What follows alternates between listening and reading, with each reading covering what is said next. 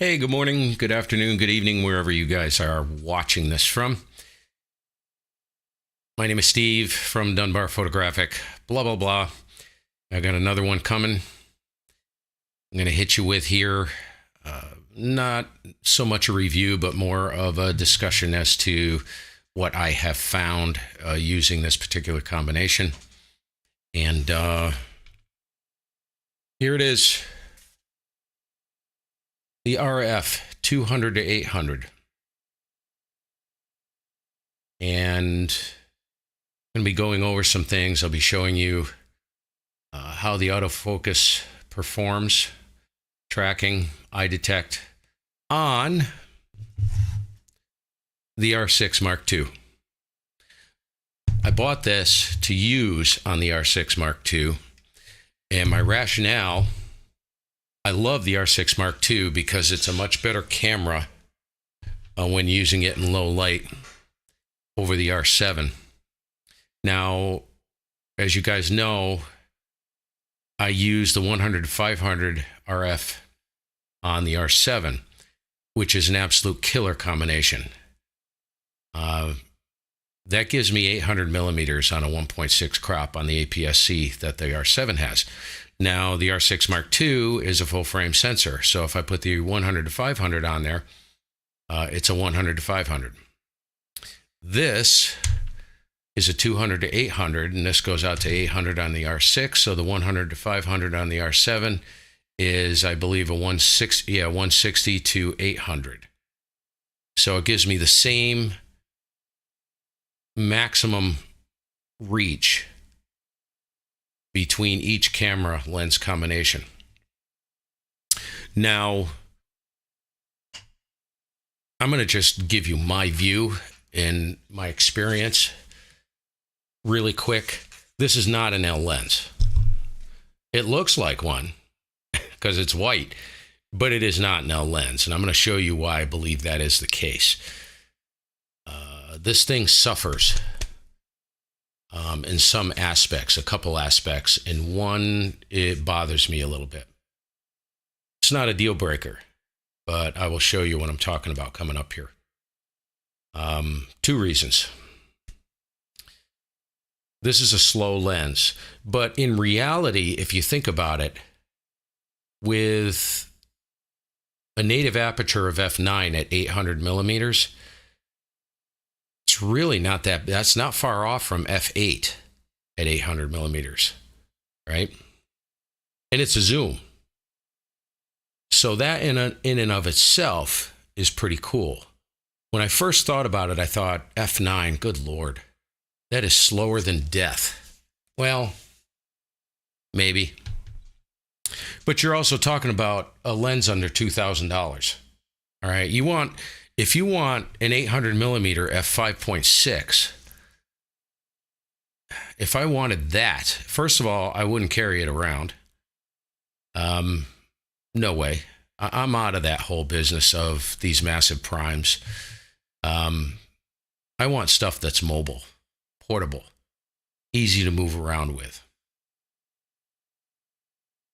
You know, I'd have to sell my house and maybe a car to buy one of those things. That's an exaggeration, but yeah, I'm not spending that kind of money on a lens. So, one thing I wanted to mention about this thing, nobody talks about this, right? And this is one thing right when I got it, this is one thing I noticed. I wish I had the 100 to 500 down here because that is a small lens compared to this. I mean, that lens only comes up to about here with both of them compacted. It's much lighter. And here's the thing I wanted to talk about, right? So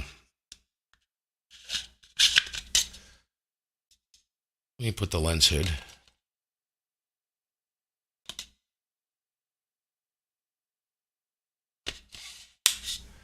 Okay. This is what I call the BWB, the big white bazooka. Yes, it is going to get camoed because if even the small songbirds I found see this, even in the blind, moving back and forth, this big white tube. By the way, this is about the ugliest lens I've ever seen. It is not a thing of beauty to me. But you got to camo this, right?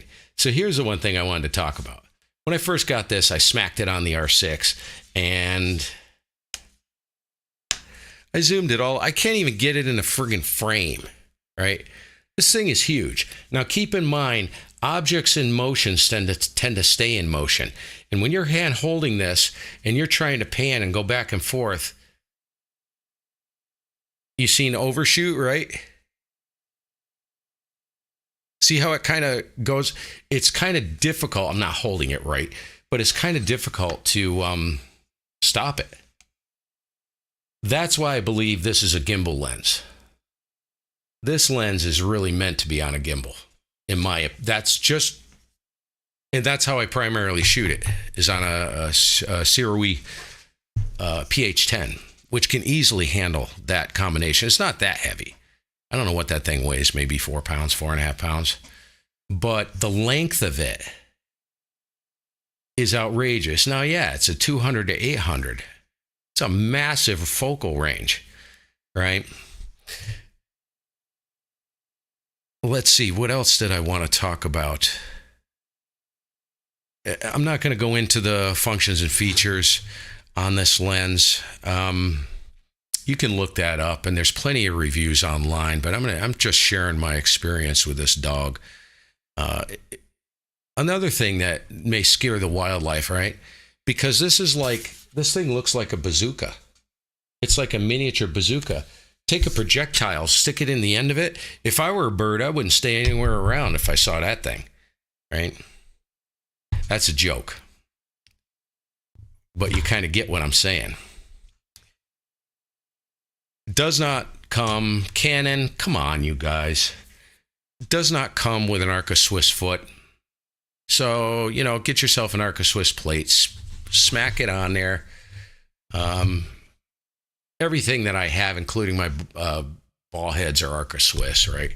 Gimbals, ball heads, they're all Arca Swiss. So I got to put a plate on. What's the big deal? Meh. It's just one more thing. I have a friend who's a machinist, and you know what it would take to machine this foot with an Arca Swiss groove? Nothing. Nothing. Before it goes on the camera, before it gets painted, finished off, smack it into a machine, it would probably take a guy 10 minutes to write the coding for the machine to cut an Arca Swiss mount into this foot. Literally like 10 minutes of production time. Spank it in there, zzz, zzz, you're done. Finish it off, mount it to the barrel, and you're good to go. Canon, come on, you guys. Please, for the love of God. Anyways, and that's no joke. I've had him tell me the things that he does, and yeah, it would take nothing. I'm rambling. Sorry. Has a couple buttons on the barrel. How many? Two buttons on the lens itself. Programmable buttons. It does have the control ring right here, which I like. Use this primarily for ISO. Has a lock ring right here to create more tension on the lens so it doesn't fall out. And this lens will, see it? It's starting to go. This lens does creep a little bit when it's completely loose. Now, because of the throw on this thing, the throw is outrageous, which makes sense. Sorry about that. Makes sense because of the length of zoom, right? Your 200 to 800 millimeters, that's 600 millimeters of zoom. So it does make sense that it's a very long throw to get that to go 200 to 800. I get it. I understand it. It's, to me, if I'm going to shoot this lens, I'm probably going to be in the 600 to 800 focal length anyways. So I haven't really. Now, birds in flight, if you got something coming right at you, I could see where that may be a problem. So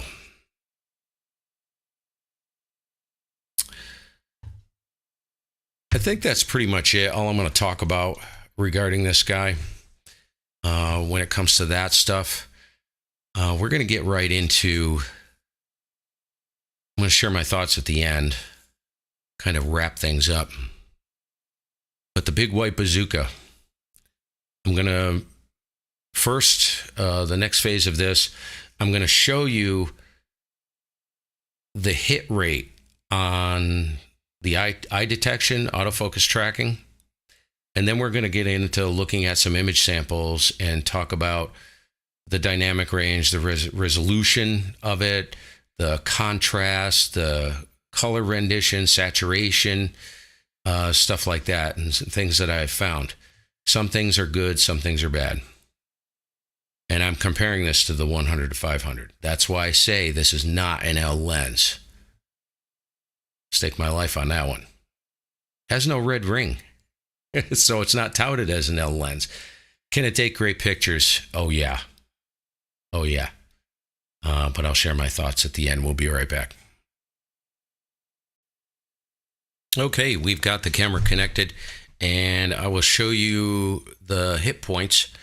Focus tracking was on. Eye detection was on. I'll just show you the acquisition of this, how this lens works with the EOS or the Canon R6 Mark II. So I'm going to scroll through these pretty quick. So here we go. You can just take a look at this. This is pretty much I hit the button and bang, it would grab it. Now this is great light, and you can see the difference maybe as we move into worse light, but we'll scroll through some images here.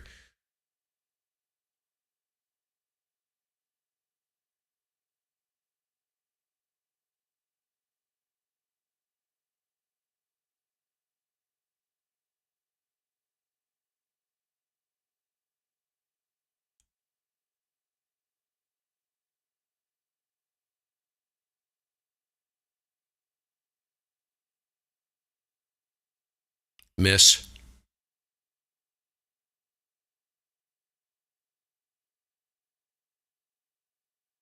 Miss.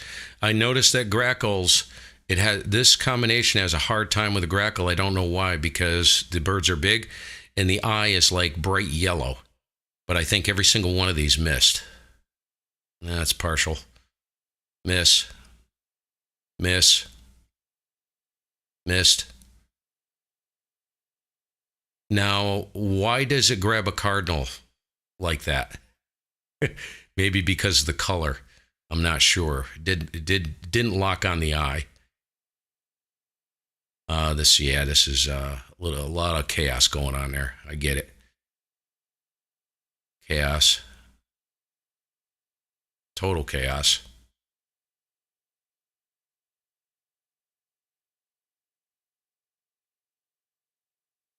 Chaos. Now, I wasn't locked on any of the birds. I just saw what was happening, and I just hit the shutter button. And it was previously locked on the birds down on the feeder, the platform. Sorry about that. It's my wife with a different lens. Now it does grab. It does a great job of grabbing this. This was a complex scene. It did get in there.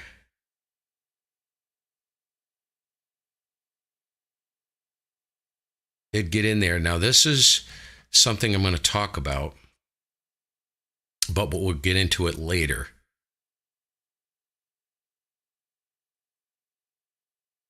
Okay, let's move on. Grab the eye of the Junco. Now, keep in mind, the bird's eyes are very tiny. These are very tiny, and this was shot at a distance of anywhere from 30 to 40 feet. These were. Missed the eye on the chipmunk. Grab the eye.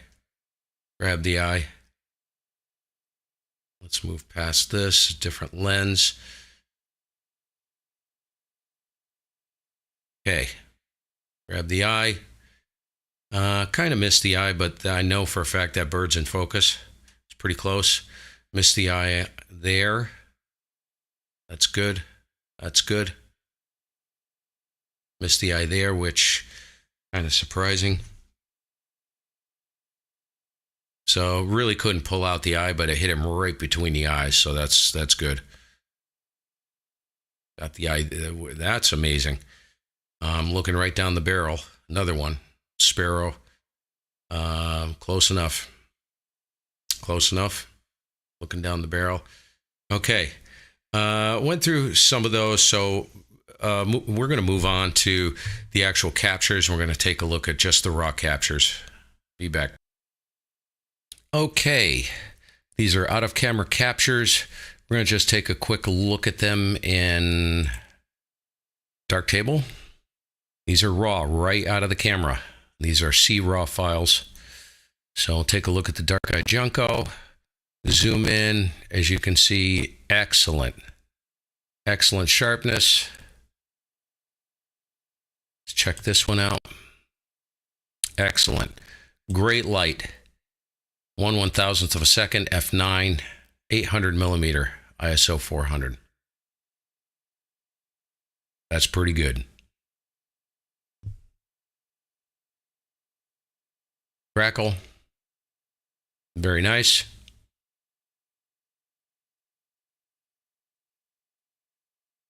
I think this is a starling, a European starling.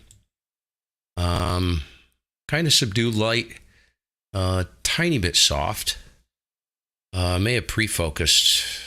Focus may have been, I think the focus was to grab focus down here. It's pretty dark. So what do we got? ISO 10,000 on that. Yeah, it was pretty dark. 6/40th of a second. See what the chippy's up to.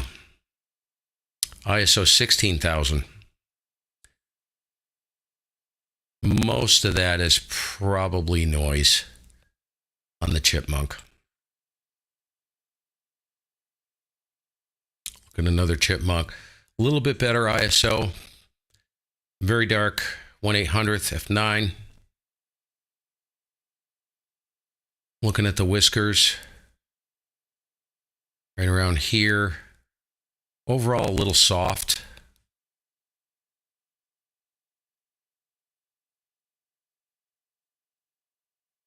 ISO 10,000.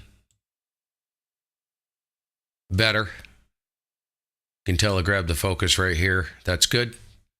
You can see the noise though, especially in here. But the R6 does pretty well. Much better than the R7. ISO 10,000, the R7. The R7 starts falling apart at ISO 2000.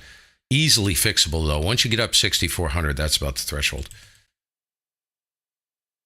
Complex focus environment. Pretty much grabbed it. Let's move along a little quicker. Another very complex environment with grass sticking up. It grabbed it. ISO 10,000. And my buddy the wren. Very nice. 12,800 ISO. Most of that in the bird is noise. Easily fixable. The Carolina wren is a very tiny bird. 12,800 ISO. So low light performance, it seems to work pretty well. Let's get over ISO 500. Soft. 1600th of a second should have slammed that. Not sure what happened there, but maybe the zone. I had the zone wrong. Okay, this is one thing I wanted to talk about. This is ISO 2000. This is a tiny bird. This is a nuthatch, white-breasted nuthatch. And you can see the noise, and he's a long ways away. He's like 40, 45 feet. So yeah, I get it. But this is what I'm going to talk about. See the lack of, even The 100 to 500 smokes this lens on the R7. Once you start getting dark, right? Now, this was my bad. I had it set at 1/2000th of a second, f9, 800 millimeters. The ISO was 2000. That's not high on the R6 Mark II. And if you look up here in the top left-hand corner, you can see the zoom, the crop I have on it, right? So if I come out, even if I come out, you can see that the saturation is just not right. It's just flat, bleh, no punch to it. That's the thing on this lens that I noticed. Let's go to another one. Same thing here. This is a female cardinal. I mean, it's sharp, looks good. ISO 2000, but it's just flat, nothing. It's not right. And I'm comparing it to the 100-500. That's why I say this is not an L lens. It does not resolve like the 100-500 does. I don't care what anybody says, it doesn't. And these are difficult subjects. These are tiny. See, the light's a little bit better here. ISO 500. She's a little soft. 1/1600th of a second. That should have bagged that, regardless of how he was moving. He wasn't moving very much, but they do snap their heads around. But his body would have been sharp all through here, and it's not. So not quite sure what happened with that. Okay, very complex situation. Grabbed focus. That looks pretty good. 640 ISO, 1/1600th of a second, soft. It's not right. It's not bad. I mean, these can be fixed in post, but you see how it's just, I don't know. ISO 5000, pretty noisy. Again, just not very punchy. Very soft. That's a disaster. He was probably swinging, and I was only at 640. Now, keep in mind, 640, this is 800 millimeters. Even with image stabilization, if your subject's moving, you're busted, right? If your subject is perfectly stationary, the stabilization is for the camera shake, the lens shake, camera movement. It's not for the subject movement. See, that pulled focus, but see how dull it is? Now, let's look at... Now, this is in bright light. Look at that. Direct sunlight. That's wicked. That is absolutely wicked.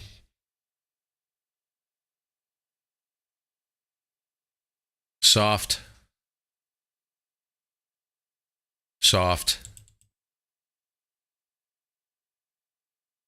Soft.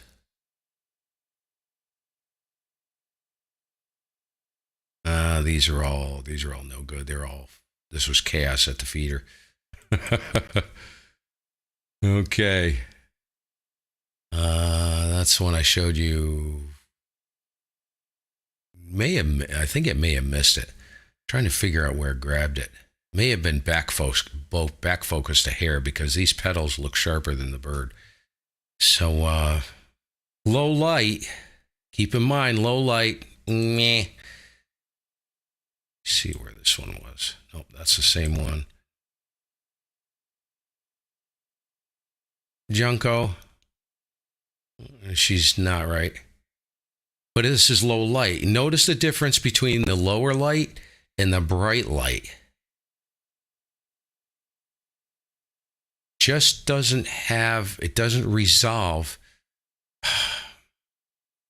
There's no other lens on the market that can do this.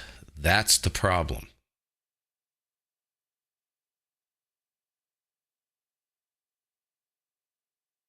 Scroll past my wonderful mom.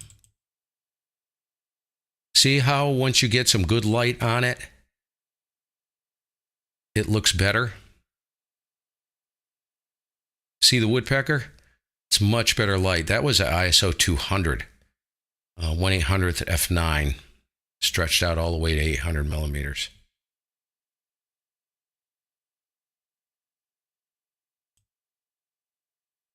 Nuthatch, a little soft.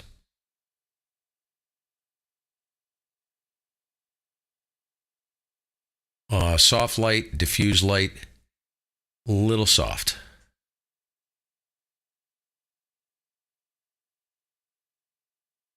Not bad. ISO 500, 1600th of a second.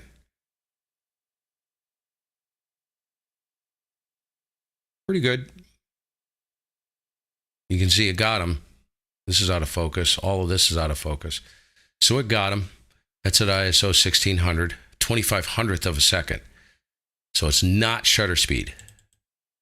But you can tell it's just, they're very flat.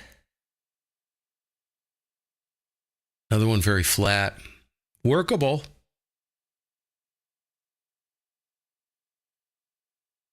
And that's pretty much it for that.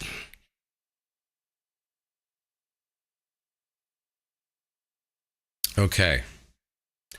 So just wanted to show you guys that. And I do have one. Let me see if I can find it.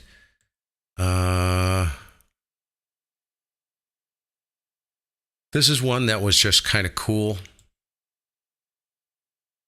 I worked this up.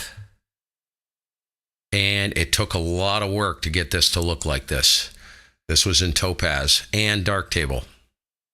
And this was a wreck, this image. This was terrible. It was just a mess, but it's kind of cool.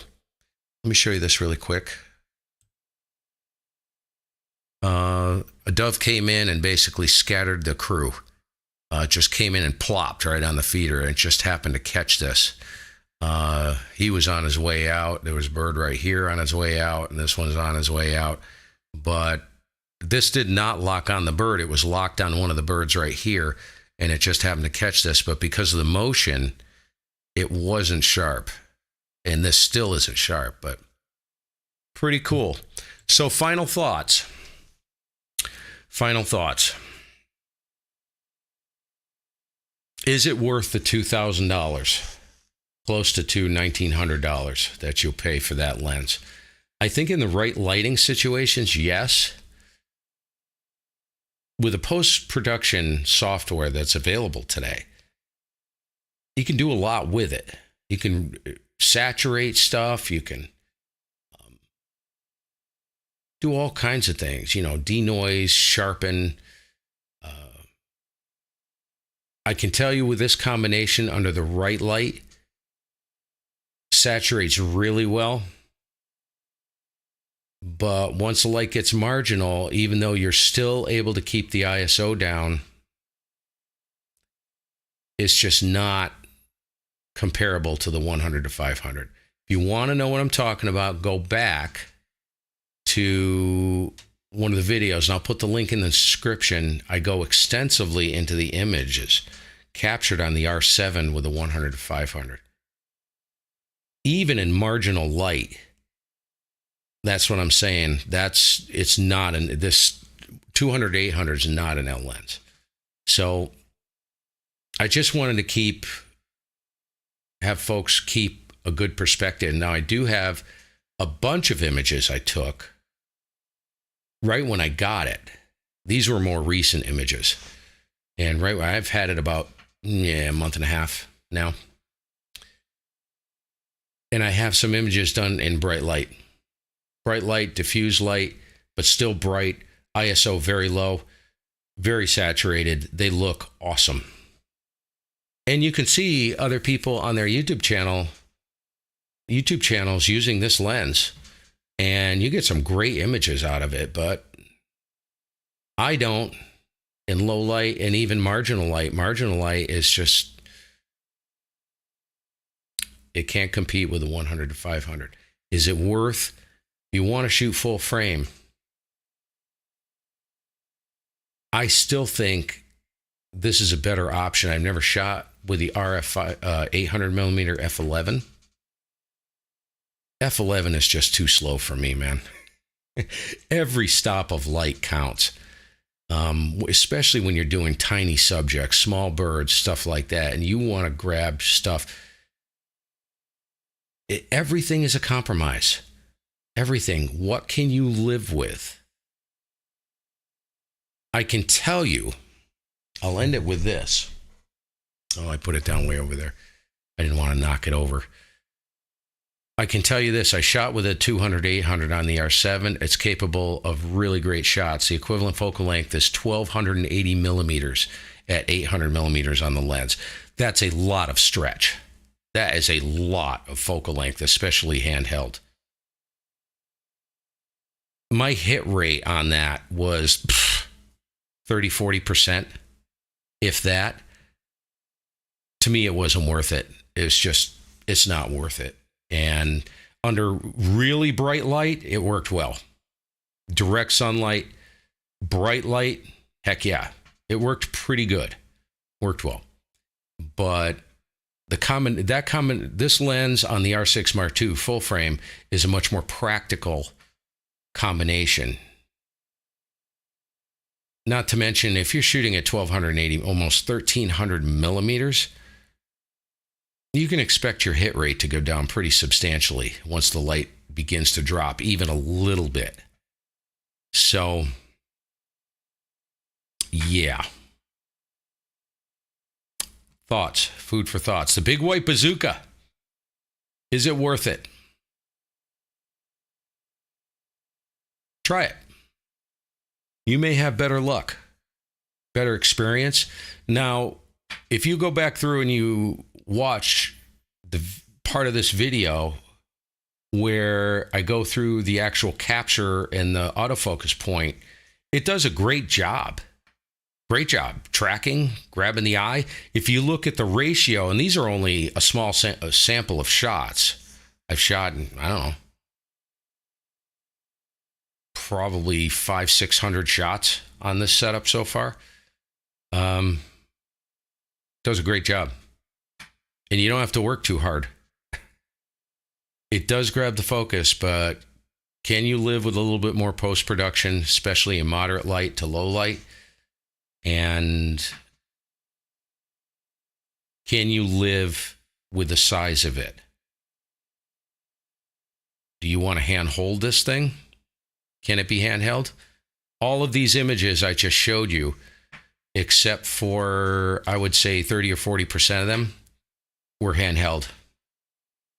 I was sitting down. I was not standing up, freehanding it, totally. The rest were shot on a gimbal. Gimbal's the way to go with this lens. Sorry. But that's a lot of focal length. Even 800 millimeters is a lot, especially considering the length of the lens. And I can tell you the 100-500 stabilizes like even easier than my Tamron 2.8 G2 70-200 EF. It's just the compactness of it, the lightness of it. So, anyways, that's it. I'm rambling. We'll catch you all later. Just my thoughts, and we'll be back actually pretty quick here. I've got a couple more things I need to do. Catch you soon. Thanks for watching. Feel free to leave a comment down below. Share your experience with it. Folks that have been shooting a lot more than I have. And let me know how it goes. I know a lot of people shoot on the R7 with this lens. I wouldn't. I don't. I tried it, and I don't. I'm all about hit rate. I want to hit that button, and 99.99% of the time, I get it. And on the R7 with the 100-500, with an 800 millimeter equivalent focal length, with a sensor, 99% of the shots I get. And that's pretty remarkable. This setup, no. I don't get that. So maybe in the best light. Your call. Just wanted to show it. We'll see you later. Have a great day. We'll be back.